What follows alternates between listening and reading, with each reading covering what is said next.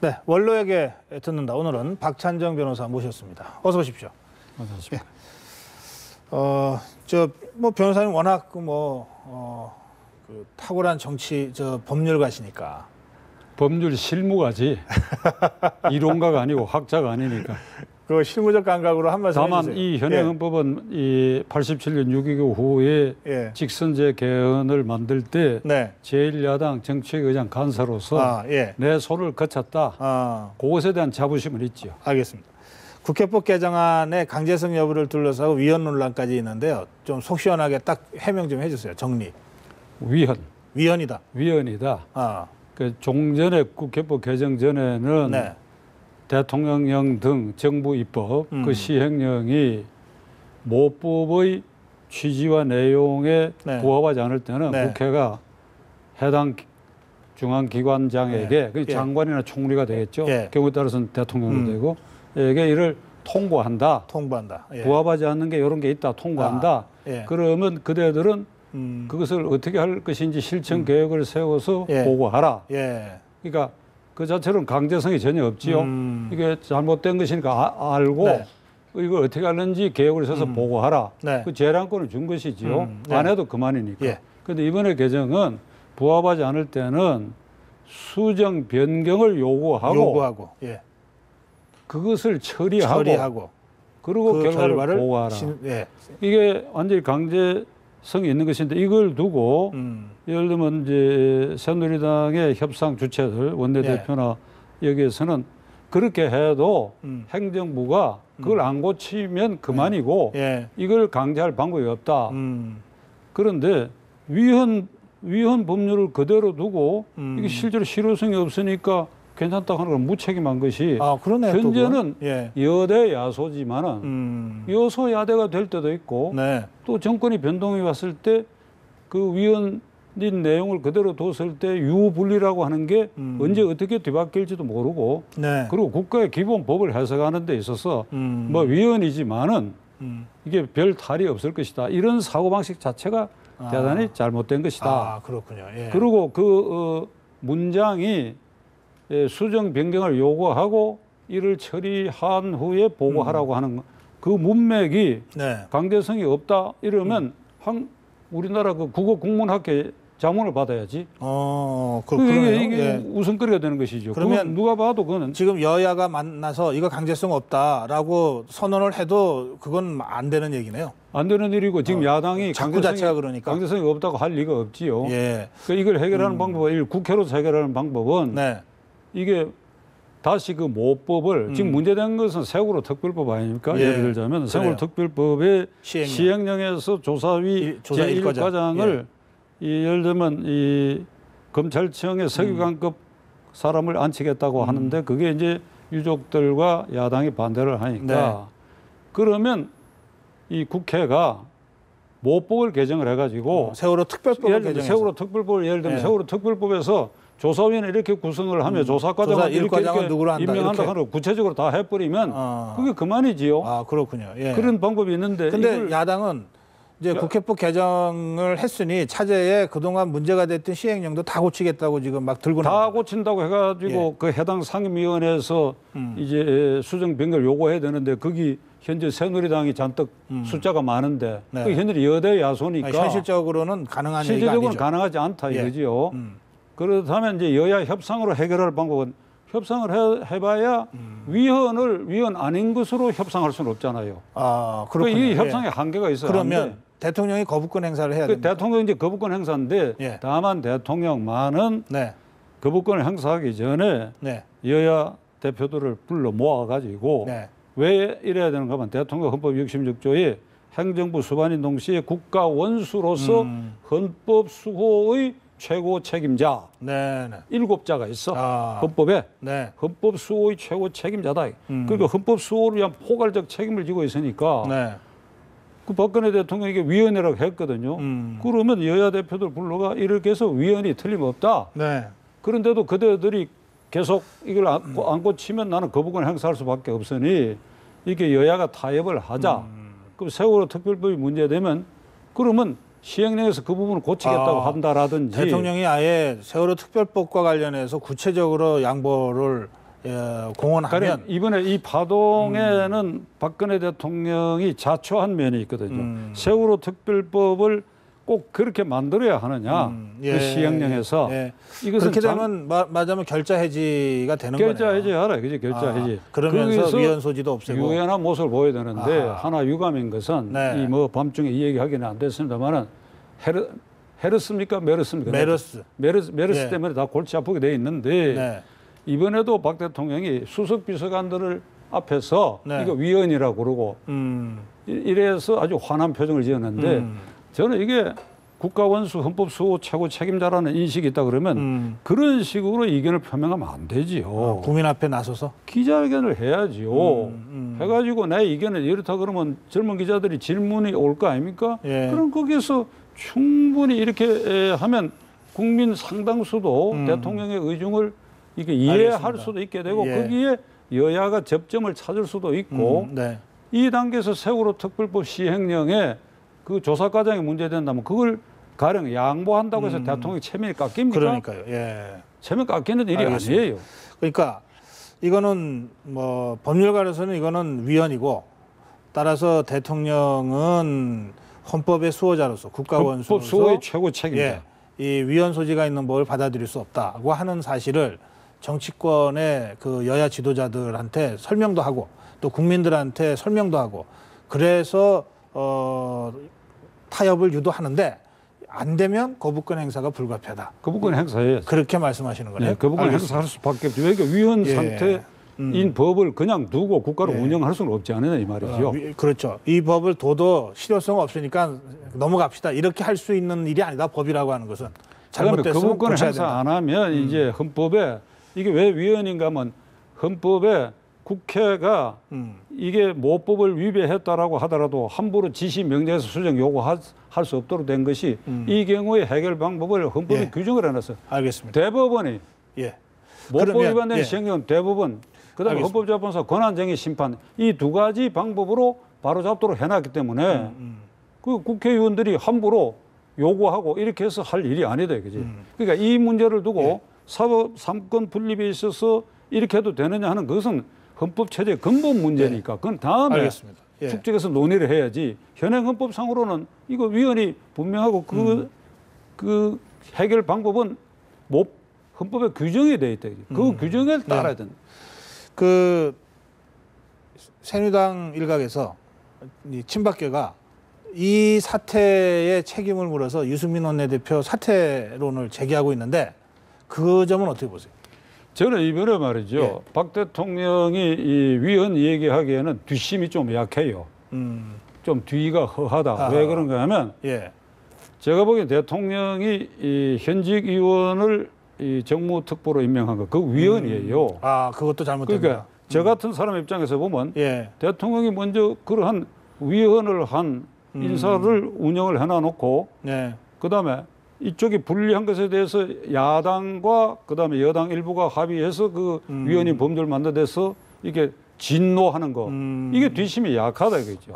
그런 점이 있네요. 그러니까 이런 점이 국가 원수인 헌법수호 최고 책임자로서 이번에 이것을 되돌아봐야 되고 그다음에 그럼 그것도 이제 취소하면 되지 않아요?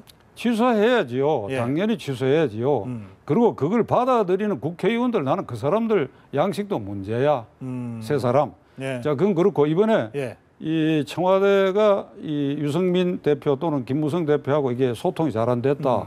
이런 문제가 생겼잖아요. 뭐 비서실장이 그 연금개혁법을 안 받더라도 이 국회법 개정은 받아들이지 마라 이렇게 얘기했다. 뭐 안 했다 이러는데 이번에 하나 확실한 것은 또 하나 위헌 사태가 확인이 된 것이 청와대 대통령이 여의도는 새누리당을 출장소 취급하고 있다. 그러니까 뭐 이게 말이 어폐가 있을지 모르겠으나 이견을 개진할 수는 있겠지만은 지시하고 명령하면 따라야 된다.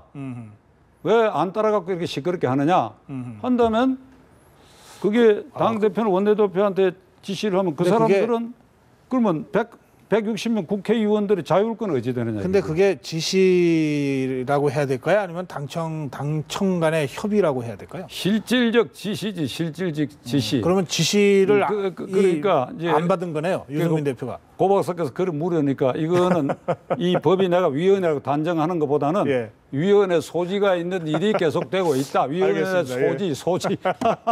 이게 말장난 같은데. 아닙니다. 그런 뉘앙스가 중요하죠. 예. 그러니까 위험에 소지가 있다. 내가 말을 고쳐야지. 그러면. 알겠습니다. 예. 그 새정치연합도 이 혁신한다고 워크숍도 하고 막 이러고 있는데 어떻게 보세요? 지금 지난 5년 동안에 4차례 혁신위원회가 구성되고 현재도 원혜영 의원의 혁신위원회가 있는데 그렇습니다. 제가 보기엔 그저 괜한 소동을 벌리고 있어. 그 국민하고 아무 관계가 없다 이거죠. 아하. 지금 여야 모두가 국민을 불안하게 하거든.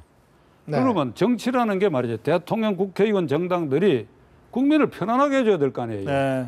국민을 불안하게 한다고. 자기들끼리 소용돌이 일으켜가지고 육참 골단이니 이 우산 지목이니 듣도 보도 못한 사자성어를 해갖고 이게 뭐라고 이번에는 얘기했더라. 무슨 피와 모를 아주 섬뜩한 말에서 과거 우리 군사정권 시절에 야당은 민주주의는 피의 강을 건너 죽음의 산을 넘어 이게 쟁취된다고 김영삼 총재, 김대중 총재 그리고 우리 따라다니 박수 쳤는데 네. 지금 그런 시대가 아닌데도 이런 용어를 쓴다 이거죠. 이건 그대들끼리의 기득권 싸움 때문에 왜 국민을 불안하고 불편하게 하느냐 이거지. 네. 그 혁신 방향은 여야 간에 이건 새누리당도 50보 100보 예? 난영 난제 똑같은데 어떻게 해야 되느냐.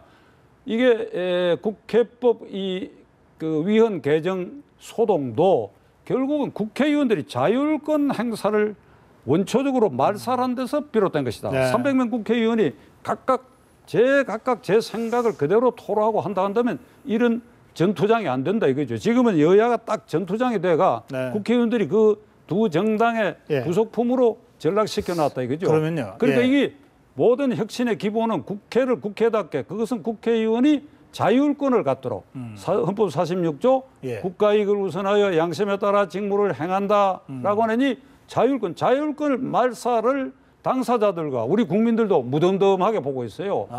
이게 살아나야 상권 분립이 지탱이 되는 것이지. 예. 그러면 자율권 행사하도록 하기 위해서는 공천권이야.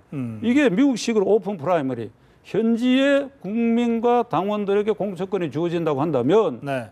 국회의원들이 정당의 부속품이 될 리가 없지요. 그럼 혁신 방향은 미국처럼 중앙당제 폐지.